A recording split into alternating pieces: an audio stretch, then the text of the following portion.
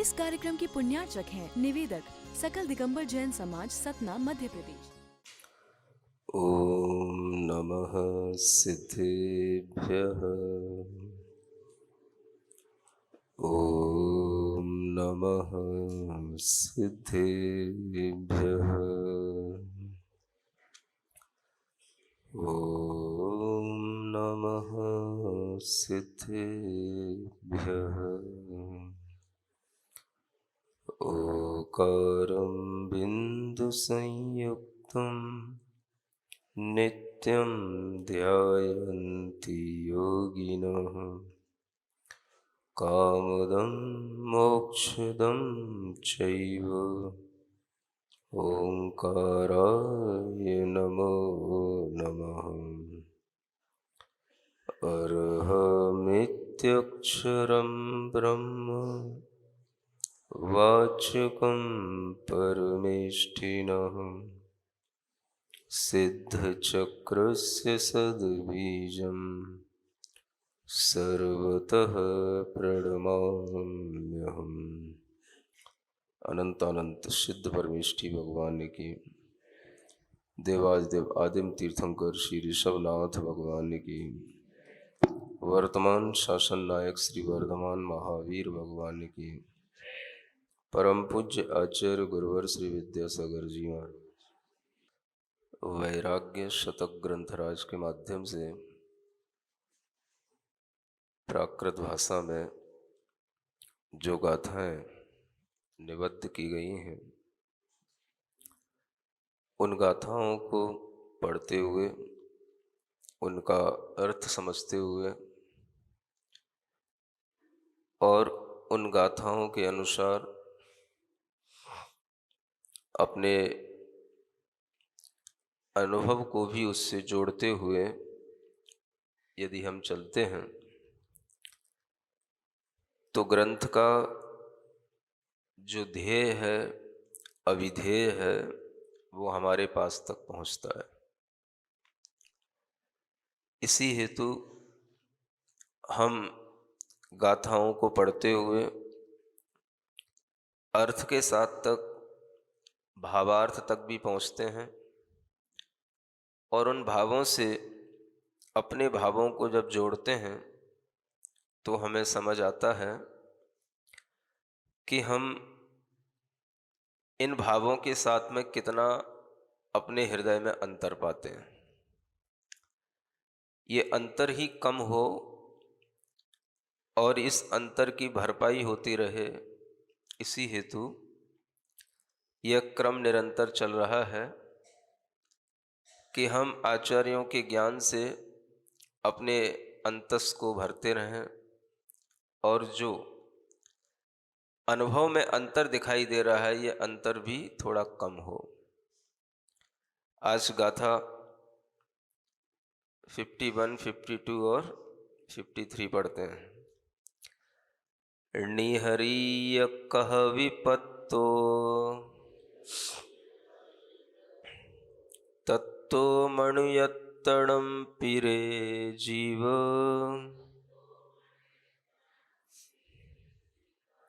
तत्थ विजिणवर धम्मो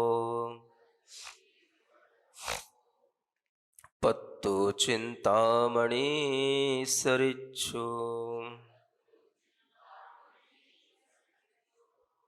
पत्ते वितम्मिरे जीव कुणसि पमायं तुमं तयं चेव। जीर्णं भवन्धकुवे पुडो विपड्यो दुहं लहसि।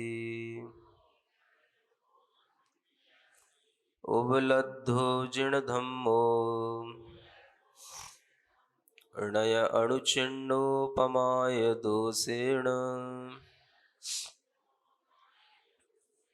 हा जीव अपवैरी असुबहुअं बहुम पर ओ विसूरिहिसि।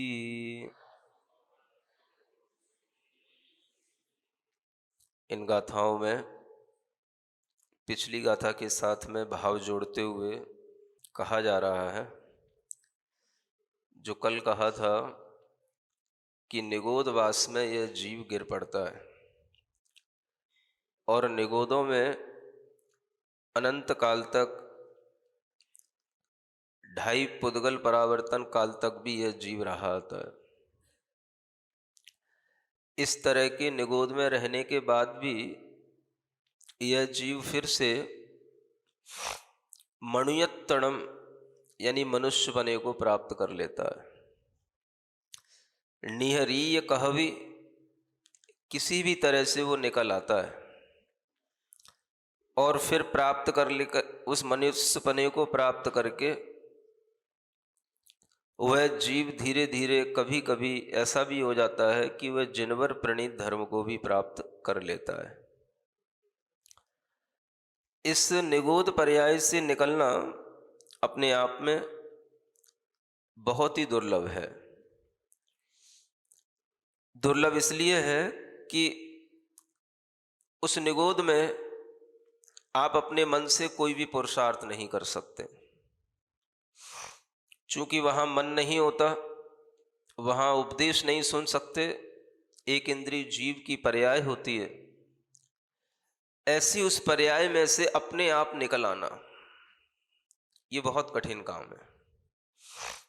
जाना कठिन काम नहीं है, निकल आना उसमें से कठिन काम है। जब कोई उस पर्याय को प्राप्त कर लेता है तो उस पर्याय को प्राप्त करने के बाद में उसे जैसे किसी घोर अंधकार में कोई मूर्छित हुआ पड़ा रहे, उसे होश नहीं रहता, ऐसी ही वो दशा होती है। दुख तो होता है, ये कल बताया था, लेकिन उस दुख को भी प्राप्त करके उस पर्याय को छोड़ने का पुरुषार्थ कर पाना, ये वहाँ पुरुषार्थ से नहीं होता।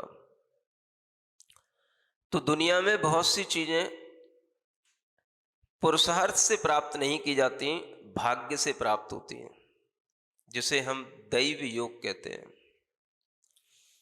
अगर हम ध्यान रखें कि हर चीज़ अगर हम देखें पुरुषार्थ से प्राप्त करने की सोचें, तो हमें लगेगा कि हर चीज़ को हम पुरुषार्थ से कभी प्राप्त नहीं कर सकते।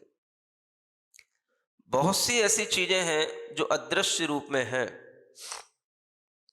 और उनकी जब हम प्राप्ति करते हैं तो वह अपने किसी भी मनोभाव के बिना स्वयं जब वो चीज़ उपलब्ध होती है तो कहना पड़ता है कि यह दैव योग से हुई है। संसार में समझाया जाता है हर चीज के लिए पुरुषार्थ करो, बच्चों को समझाया जाता है सफलता प्राप्त करने के लिए निरंतर पुरुषार्थ करो। आपके लिए किसी भी तरह का कोई भी अचीवमेंट होगा बिना पुरुषार्थ के नहीं होगा, तो यहां पर सबको पुरुषार्थ करना पड़ता है। किंतु अगर हम ये देखें कि हमने ये मनुष्य जन्म प्राप्त किया है,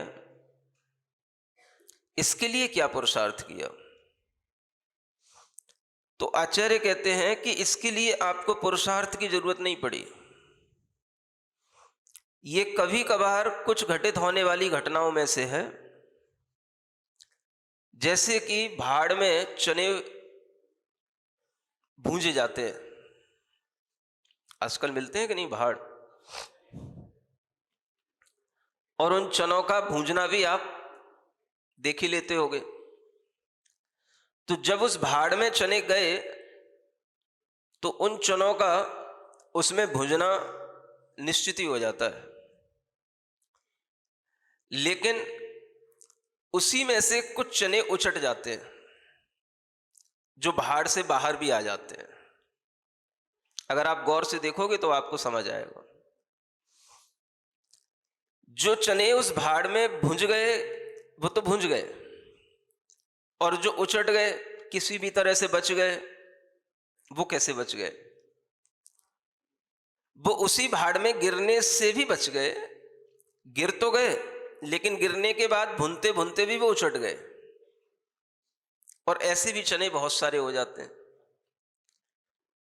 इसी तरह से अपने को ये ध्यान रखना पड़ता है कि ये निगोद के भाड़ में गए और सब बुझ गए, जो भी जाएगा वहां दुख पाएगा। लेकिन कुछ निकल आए, कुछ उसमें कम समय में निकल आए, कुछ ज्यादा समय में निकल आए, या कभी भी निकल आए, उसमें से जाने के बाद में निकल आना बड़ी चीज है। उस भाड़ में गिरने के बाद में उससे उचट के आ जाना बड़ी चीज है, चाहे वो कभी भी आ जाए। उसी तरह से निगोद में पहुंचने के बाद इस जीव का बाहर आ जाना ये पुरुषार्थ से नहीं। अब कहो कि उसका भाग्य क्या काम करेगा वहां, क्योंकि भाग्य होता तो निगोद में ही क्यों जाता। और भाग्य किस बला का नाम है? तो अपने ही कर्मों का नाम भाग्य है। अब जब अपने ही कर्म थे तो उसी कर्मों के कारण से तो वो गिरते गिरते निगोद तक पहुंच गया। अब वहां कौन सा उसके लिए कर्म आ गया, कौन सा उसने कर्म कर लिया जिस कर्म के कारण से वो निगोद से मनुष्य बन जाए? ये एक विचारणीय चीज है। अब वहां वो कोई भाव नहीं कर सकता, पुरुषार्थ नहीं कर सकता, लेकिन निगोद से निकल करके भी मनुष्य बनते हैं और निगोद से भी वहां से जीव निकलते रहते हैं। 6 महीने 8 समय में 608 जीव निकलते रहते हैं। ये तो नित्य निगोद की बात है, इतर निगोद की तो कोई कहना ही नहीं है। तो निगोद से भी जब जीव निकलते हैं तो वहां एक इंद्रिय पर्याय से वह निकल कैसे आया? कौन सा उसने पुण्य कर्म कर लिया और वह कौन से कर्म का उसके लिए फल मिल गया जिसके कारण से वह उस निगोद पर्याय से मनुष्य पर्याय को प्राप्त हो गया? अगर इस सारी स्थिति का आप विचार करें तो इसमें ना तो आपको कहीं कोई पुरुषार्थ दिखाई देगा, ना कहीं कोई आपको उसका कोई भाग्य काम कर रहा है ये दिखाई देगा। एक चांस की जो बात होती है वो तीसरी चीज एक सामने आती है। भाग्य तो वह होता है जिसे हम बनाते हैं और फिर उसका फल भोगते हैं। जैसे हमने पिछले जन्म में कुछ अच्छे कार्य किए, हमारे लिए इस जन्म में वह अच्छे फल के रूप में दिखाई दे रहे हैं, ये हमारा भाग्य है। कभी कभी ऐसा भी देखने में आता है कि चीजें भाग्य और पुरुषार्थ के अलावा भी चलती हैं, और अगर उस तीसरी चीज को हम कुछ कहें या न कहें तो भी वह अनेकांत दृष्टि से सिद्ध होती है। क्योंकि आपने अनेकांत में 2 विरोधी धर्म तो सुने होंगे, लेकिन एक तीसरी चीज और होती है। जैसे नित्य है तो उसका विरोधी अनित्य है। जब उस अनेकांत में नित्य भी घटित होता है, अनित्य भी घटित होता है, तो उसके साथ में 3 और भी तीसरी चीज आ जाती है जिसे कहा जाता है अवक्तव्य। क्या बोलते हैं? अवक्तव्य। ये अवक्तव्य क्या होता है? जो आप बोलते हैं ना, हमारा वक्तव्य पूर्ण हुआ, माने आपने बोल लिया। अब जब आप बोल ना पाए तो उसका नाम क्या है? अवक्तव्य। जो अपने कहने में ना आए वो भी एक तीसरी चीज होती है, उसको कहते हैं अवक्तव्य। हम जब भी अनेकांत पढ़ते हैं, किसी भी तरह से जैन दर्शन को समझते हैं, तो हम हमेशा 2 चीजों पर तो ध्यान देते हैं। कथनचित वस्तु नित्य है, कथनचित अनित्य है। कथनचित वस्तु एक है, कथनचित अनेक है। कथनचित वस्तु द्रव्य रूप है, कथनचित पर्याय रूप है। हम इतना तो समझते हैं। आज हम एक चीज को और सीखने की कोशिश करें कि इन 2 गुण धर्मों के कारण से सप्तभंग नहीं बन सकते हैं। इन 2 गुण धर्मों से 3 गुण धर्म बन जाएंगे। कथनचित नित्य है, कथनचित अनित्य है, कथनचित नित्य भी है और अनित्य भी है। ये तीसरा भंग बन जाएगा। आगे के हमें 4 भंग और बनाने के लिए, 4 उसके और प्रारूप बनाने के लिए हमें उसमें एक चीज जोड़नी पड़ती है, कथनचित अवक्तव्य है। जहां हम 2 विरोधी धर्मों का एक साथ कथन करने में असमर्थ हों और दोनों विरोधी धर्मों का भी एक साथ हमें वहां पर कार्य दिखाई न दे और हम न कह सकें कि ये एक से हो रहा है या आपस में भी विरोधी धर्मों में से भी किसी एक से नहीं हो रहा है, तो वहां पर अवक्तव्य का भी सहारा लिया जाता है। जब आप कोई बात को समझा रहे हो और बात समझाते समझाते आपको लगे कि ये बात ना तो भाग्य से समझ में आती है ना पुरुषार्थ से समझ में आती है, तो फिर तीसरी चीज आती है, भाई ये कुछ चीजें ऐसी भी हैं दुनिया में जिन्हें हमें अवक्तव्य के रूप में देखना चाहिए। अवक्तव्य का मतलब कहने योग्य नहीं है, अनिर्वचनीय कहा जाता है इसको। अवक्तव्य यानी वह चीज कहने योग्य नहीं है, कहा नहीं जा सकता, लेकिन होती तो है। और जो चीज हर चीज हो रही है वो कहने योग्य हो जाए ये जरूरी नहीं होता। जो चीज हो रही है वह कहने योग्य भी हो सकती है और ना कहने योग्य भी हो सकती है। जो कहने योग्य है वो कह दी जाती है और ना कहने योग्य है वो नहीं कही जाती है, और अनकही चीज भी होती तो है। कितने ही आपके विचार हैं जो हो जाते हैं आपके भीतर, आप कभी कहते नहीं है, कहने में आते भी नहीं है और कह भी नहीं पाते हैं, लेकिन होते तो हैं। इसी तरह से समझना, दुनिया में हर चीज जो होती है वह कहने योग्य भी होती है और कहने योग्य नहीं भी होती है। जब हम किसी चीज को कहने योग्य कह रहे हैं तो वह चीज हमारे लिए हो सकता है कि हम उसे कह सकें ये पुरुषार्थ से होने योग्य है। जब हमें दिखाई देता है पुरुषार्थ से होने योग्य नहीं है तो हम कहते हैं भाग्य से होने योग्य है। लेकिन जब हमें दिखाई देता है भाग्य से भी होने योग्य नहीं है। आज तक कभी भी निगोद के बारे में एक अच्छा डिस्कशन किया ही नहीं गया, और ये डिस्कशन आपके सामने मैं पहली बार रख रहा हूं। मैंने भी पहले कभी किया नहीं इस तरह का डिस्कशन खुली सभाओं में, और आज आपके सामने ये डिस्कशन रखा जा रहा है। पंडित जी सामने बैठे हैं, पूछ लेना उन्हें ये चीज कभी शास्त्रों में नहीं मिली होगी, और उनके भी पंडित जी रतनलाल जी गुरु जी ने उनको नहीं समझाई होगी ये वाली बात जो मैं उनको बताने जा रहा हूं। मैं चैलेंज दे के बोलता हूं हमेशा, हाँ, क्योंकि मुझे पता है कि कितना ज्ञान इस लोक में प्रचलित है, लोग कितनी जानकारी किस किस चीज की रखते मुझे पता है, और जो जानकारी नहीं है उसके बारे में भी मैं कह सकता हूं ये जानकारी आपको नहीं है जो मैं आज आपसे कहने जा रहा हूं।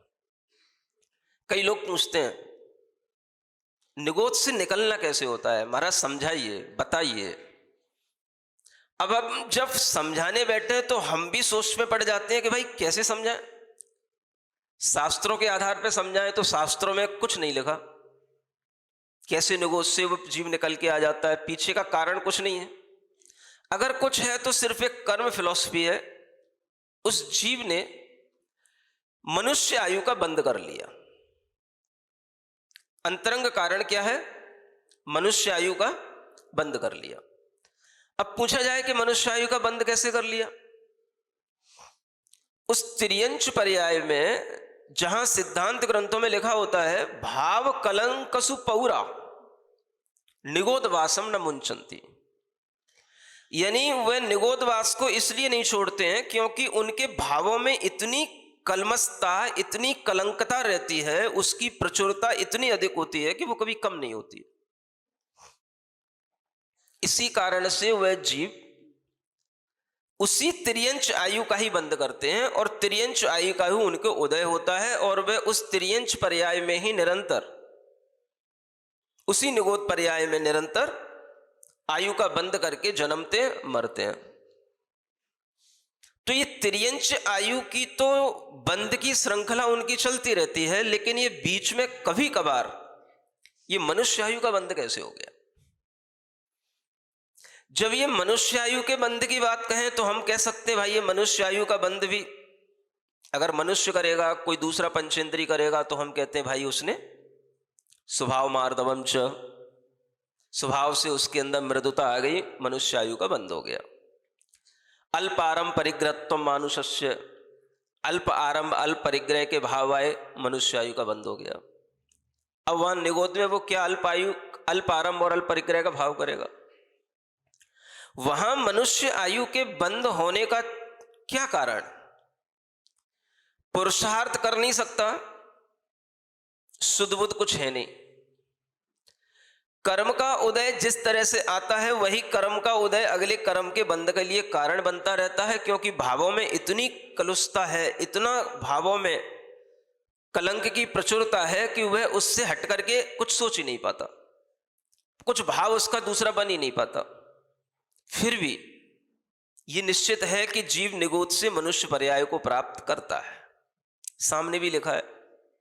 लेकिन यहां पर भी क्या कह के छोड़ दिया, एक शब्द डाल दिया, कहवी पत्तो।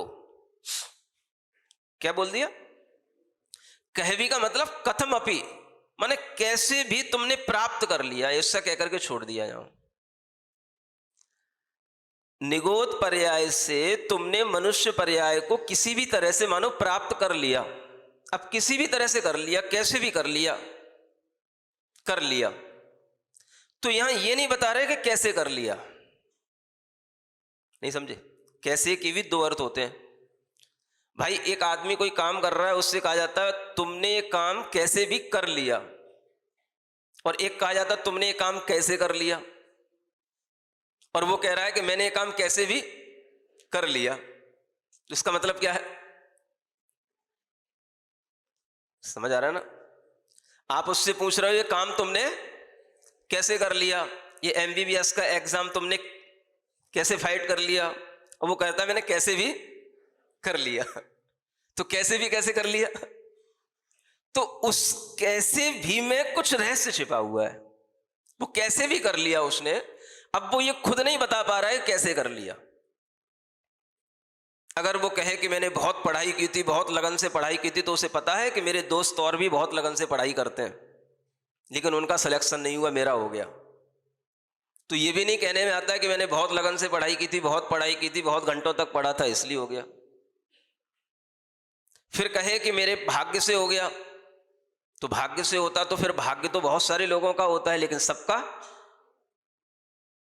सिलेक्शन नहीं होता है, भाग्य होते हुए भी नहीं होता है। जो उस लाइन में चलेंगे उन्हीं का होगा।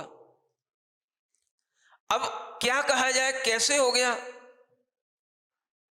तो जब कुछ कहने को नहीं बचता, असमंजस की जब स्थिति होती है, तो उसे क्या बोलते हैं? कैसे भी हो गया। मतलब हम आपसे स्पष्ट शब्दों में कुछ कह नहीं सकते। यूं नहीं कह सकते कि भाग्य से हो गया, कि हमारी मेहनत से हो गया, लेकिन हमें ऐसा लग रहा है कैसे भी हो गया। अब वो आप उसको चाहे गुरु कृपा कह लो, चाहे प्रभु कृपा कह लो, वो कृपा भी आपको एक शब्द ढूंढ लेने पड़ते हैं। जब हमें कोई चीज अपने भीतर से निर्णित होकर के समझ में नहीं आती है, तो फिर हमारे पास एक ही सहारा रह जाता है, सब चीज ईश्वर की कृपा पे डाल दो, गुरु की कृपा पे डाल दो। तो ये एक तीसरा बहाना आदमी के पास होता है कि जब उसे कुछ समझ में ना आए तो फिर ईश्वर की कृपा से हो गया, गुरु की कृपा से हो गया। जबकि ये कोई चीजें नहीं है, ना ईश्वर की कृपा कोई चीज है, ना गुरु की कृपा कोई चीज है। लेकिन ये आदमी अपने अंदर एक विश्वास बना करके चलता है ताकि हमारे अंदर उनसे एक जुड़ाव बना रहे। बस इसका इतना ही मनोविज्ञान है, हमारा उनसे एक जुड़ाव बना रहे बस। और उस जुड़ाव को बनाए रखने के लिए वह उन चीजों को उनके ऊपर इसलिए भी रख देता है ताकि हमारे अंदर अहम की पुष्टि ना हो जाए। तो अपने अहम से बचने के लिए वो अपने बड़ों पर वो चीजें डाल देता है। ये तो डालने की बात हो गई, लेकिन वास्तव में वो कैसे हो रहा है ये उसको खुद भी समझ नहीं आ रहा है। और जब उसको समझ नहीं आता तो वो कह देता है भाई मुझे पता नहीं, कैसे भी हो गया। मुझे लगता है इन आचार्यों को भी ये समझ नहीं आया, इसलिए इन्होंने भी यही कह दिया, कैसे भी प्राप्त कर लिया। नहीं समझ आया? तभी तो लिख रहे हैं नीरीय कहे भी पत्तो, निकल करके कैसे भी प्राप्त कर लिया। कैसे भी माने मैं यही पूछूं किससे प्राप्त कर लिया, कैसे प्राप्त कर लिया, तो वो वही कहेंगे कैसे भी प्राप्त कर लिया। अरे भाई कैसे प्राप्त कर लिया, उसके भीतर का कारण तो बताओ। अगर आप उस कारण बताने में असमर्थ हैं और पूरा आगम उस कारण बताने में मौन है, तो हमें अपनी चिंतन की दिशा को थोड़ा सा बदलना चाहिए। और वही चिंतन की दिशा को बदलते हुए आज हम आपके सामने बात रख रहे हैं। हमारे सामने दो ही चीजें होती हैं, एक भाग्य होता है, एक पुरुषार्थ होता है। आप्त मीमांसा एक ग्रंथ है आचार्य समंतभद्र महाराज का, उसमें वो कथंचिदेव इष्टम और कथंचिदेव अनिष्टम, यानी कुछ चीजें हमारे लिए इष्ट होती हैं, कुछ चीजें अनिष्ट होती हैं। और वो कहते हैं कि कुछ चीजें दैवात कथंचित पुरुषार्थात, कुछ चीजें देव से होती हैं, कुछ पुरुषार्थ से होती हैं, लेकिन उसमें भी सप्तभंगी घटित की जाती है। सप्तभंगी का मतलब उसके 7 कॉम्बिनेशन बनते हैं। यानी कोई चीज अगर भाग्य से हो रही है तो उसका विपरीत क्या है? पुरुषार्थ। तो ये दो चीजें हो गई, कथंचित दैव, कथंचित पुरुषार्थ। फिर कभी कभी दोनों से वो बात कही जाती है, भाई कथंचित दैव और पुरुषार्थ। ये तीसरा एक हमारे सामने कॉम्बिनेशन बन गया। अब चौथी बात जब शुरू होती है तो वहां कहते हैं कथंचित अवक्तव्य। अवक्तव्य का मतलब वी कैन नॉट से इट। अवक्तव्य का मतलब ये हम कह नहीं सकते हैं, लेकिन है तभी उसको एक चौथे प्रकार के रूप में रखा गया है। तो चौथा प्रकार क्या बन गया उसका? कथंचित अवक्तव्य है। फिर उसी के आगे बढ़े तो वो अवक्तव्य के साथ ही आगे की 3 चीजें जुड़ करके और आगे के 3 भंग बन जाते हैं। कथंचित दैव अवक्तव्य, कथंचित पुरुषार्थ अवक्तव्य और कथंचित दैव पुरुषार्थ अवक्तव्य। ऐसे 7 काइंड्स ऑफ उसके जो ये कहना चाहिए प्रारूप बन जाते हैं, ये 7 प्रकार के बन जाते हैं। और कोई भी चीजों के हम 7 ही भंग बना सकते, कॉम्बिनेशन बना सकते, इससे ज्यादा नहीं बना सकते। अब इन 7 में जब भी देखा जाता है हम चर्चा 2 चीजों पे ही करते हैं। मानो नित्य और अनित्य की चर्चा करना होगी तो हम नित्य या अनित्य पे ही चर्चा करेंगे, अवक्तव्य की चर्चा नहीं होती कभी। दैव और पुरुषार्थ पे चर्चा करेंगे तो हम दैव की कथंचित दैव से घटित हो गई बात, कथंचित पुरुषार्थ से घटित हो गई बात, ये कह लेंगे। कभी कभी कह लेंगे कथंचित दैव और पुरुषार्थ दोनों से घटित हो गई, ऐसा भी कह लेंगे। लेकिन कभी कभी ये भी तो कहना चाहिए कथंचित अवक्तव्य से भी कोई चीज घटित होती है, और उस अवक्तव्य में देव भी नहीं है, पुरुषार्थ भी नहीं है। हम नहीं कह सकते कि देव पुरुषार्थ दोनों के साथ भी घटित हो रहा है, ऐसा भी नहीं कह सकते, क्योंकि वो तीसरे भंग में चला जाएगा। तो चौथा भंग क्या बनता है? कथंचित अवक्तव्य का भाव भी है। और ये अवक्तव्य का मतलब जब हम उन दोनों धर्मों से उस चीज को व्याख्यायित न कर सके तब हमें अवक्तव्य कहना पड़ता है, जो हम कह नहीं सकते। और उसी अवक्तव्य को कहने के लिए हमें कहना पड़ता है ये कैसे भी हो गया। ये जो लिखा है कह विपत्तो, माने कैसे भी प्राप्त कर लिया, माने कह नहीं पा रहे हम कैसे प्राप्त कर लिया। अगर एक चीज से हो रहा होता तो कह देते भाग्य से प्राप्त कर लिया, और भाग्य वहां है कहां? दैव वहां है कहां? अगर हम कहें कि मनुष्य आयु का उसने बंद कर लिया, तो मनुष्य आयु का ही केवल बंद किया है। उस मनुष्य आयु के बंद के साथ में कोई उसके लिए और कोई भाग्य उसका काम नहीं कर रहा था। वो मनुष्य आयु का बंद हो गया, और वो कैसे हो गया? वो एक अचानक घटित होने वाली घटना है, न पुरुषार्थ से है न पिछले किसी भाग्य के साथ चल रही है, क्योंकि भाग्य साथ वहां देता ही नहीं है और दे भी नहीं सकता, क्योंकि वहां पर जो कलंक की प्रचुरता का जो चक्र चल रहा है उससे वो जीव निकल नहीं सकता।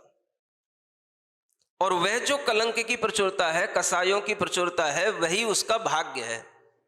तो भाग्य तो वहां पर पूरी तरह से उसका निगेटिव है, उसके फेवर में वहां कोई चीज है ही नहीं। फिर भी बाई चांस ऐसा हो गया, और ये जो बाई चांस होता है इसी को अवक्तव्य कहा जाता है। कुछ घटनाएं ऐसी होती हैं जिन्हें हम बाई चांस महसूस करते हैं। एक चूज करना और एक चांस से होना। बाई चूजिंग माने कोई चीज को हमने चुन करके लिया, वो चीज अलग होगी, और एक चीज बाई चांस हो जाना, जिसमें हम समझ नहीं पाते ये कैसे हो गया। तो उस चांस में जो चीज होती है उसी में वह अवक्तव्य भाव घटित होता है, जिसे हम कहते हैं भाई पता नहीं ये कैसे हो गया, बाई चांस। अब ये जो हो गया उसके पीछे जब हमें कुछ पता नहीं होता है तब हम कहने लग जाते भाई ऊपर वाले की कृपा, ईश्वर की कृपा, गुरु की कृपा। लेकिन वह कृपा से नहीं हो रहा है, कोई वो तुम्हारे लिए कृपा करते हुए बैठे नहीं है कि तुम वह किसी भी चीज को प्राप्त करो और हम तुम्हारे ऊपर वह कृपा कर रहे हैं ताकि वह चीज तुम्हें प्राप्त हो जाए।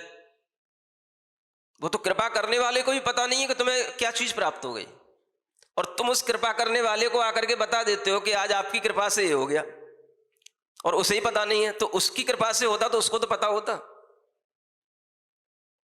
नहीं समझ में आ रहा? कितनी बार लोग हमारे पास आकर के कह देते हैं महाराज आपकी कृपा से मेरा बेटा पास हो गया। तो मुझे पहले पता होता ना कि हमारा बेटा पास हो गया, मेरी कृपा से हुआ है, तो पहले मुझे पता होता ना कि मैं कृपा कर रहा हूं तो मेरा बेटा पास हो रहा है।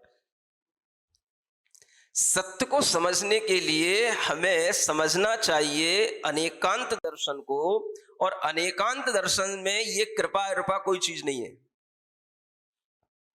क्या चीज है? अवक्तव्य। हम कह नहीं सकते, हो तो गया, कैसे हो गया ये नहीं कहा जा सकता। अब ये आपका एक कृतज्ञता का भाव हो सकता है, आपके अंदर एक ग्रेटिट्यूड का भाव हो सकता है, जो आप कह दो हां आपकी कृपा से हो गया। लेकिन हुआ क्या? वो अवक्तव्य है। इस अवक्तव्य भाव को अगर हम ध्यान में रखें तभी हम समझ सकते हैं कि निगोद से निकलने का कारण क्या है।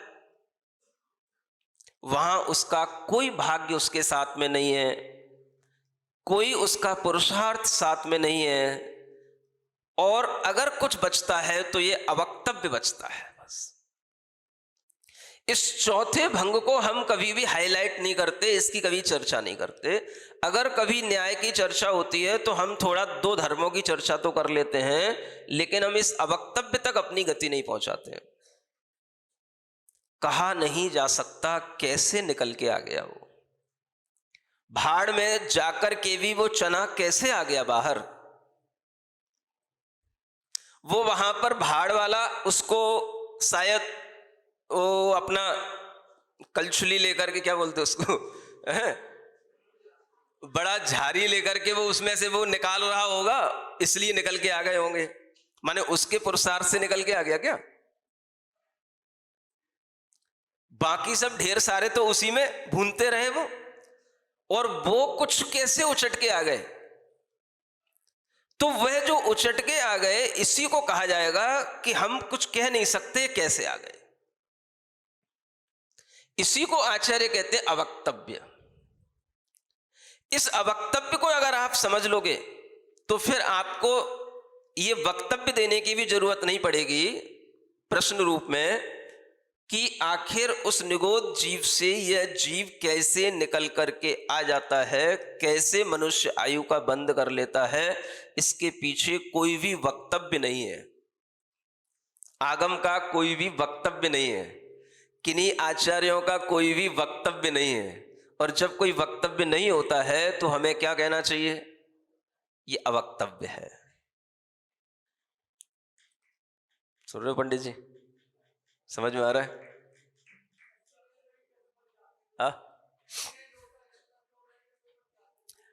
देखो, हाँ कोई भी चीजें हो सकती हैं मनुष्य में, तो हम उन चीजों को जो हम पा लेते हैं या बच जाते हैं, या कोई एक्सीडेंट होता है, बहुत से लोगों के बीच में एक की जान बच गई, हम उसको उसके भाग्य पर छोड़ देते हैं।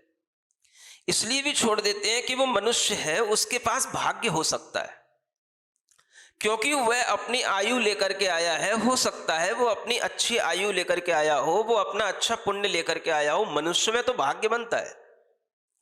आप सोचें कि निगोद में भाग्य भी नहीं है ना, वहां उसने कोई अच्छे कर्म करके वहां नहीं गया है। मनुष्य तो अच्छे कर्म करके बन जाएगा। जब अच्छे कर्म करके बनेगा तो उसके अच्छे कर्म उसके भाग्य के रूप में होंगे। निगोद में तो कोई भाग्य नहीं था जाने का, वो तो दुर्भाग्य है। अब दुर्भाग्य से भाग्य की प्राप्ति कैसे होना? इसलिए यहां पर होने वाली घटनाओं को हम केवल एक समझ ही सकते हैं, लेकिन उसको हम उस तरह से उदाहरण के रूप में नहीं ले सकते कि जैसे हमारे सामने कोई एक्सीडेंट हो गया और हम बच गए, तो बच गए तो हम कह देते हैं कि भाई हम अपने भाग्य से बच गए। हो सकता है आपका भाग्य उसमें हो, क्योंकि आपके पुराने अच्छे कर्म आपके साथ में हो, आपका भाग्य आपके साथ हो सकता है आपको बचा ले। लेकिन कभी ऐसा भी हो सकता है कि आप भाग्य के बिना भी बच गए हो, तो वो कैसे बचोगे? तो उसका नाम है बाई चांस।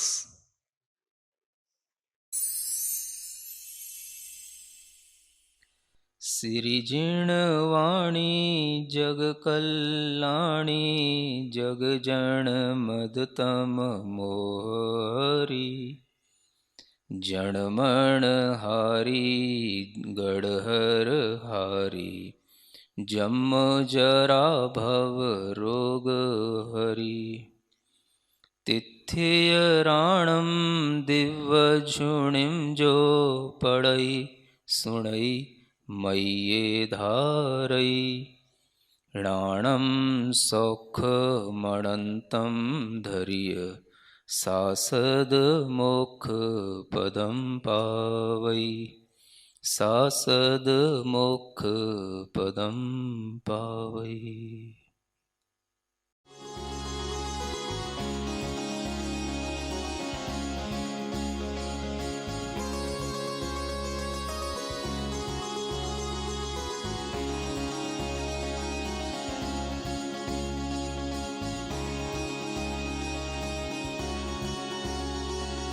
इस कार्यक्रम की पुण्यार्चक हैं निवेदक सकल दिगंबर जैन समाज, सतना, मध्य प्रदेश।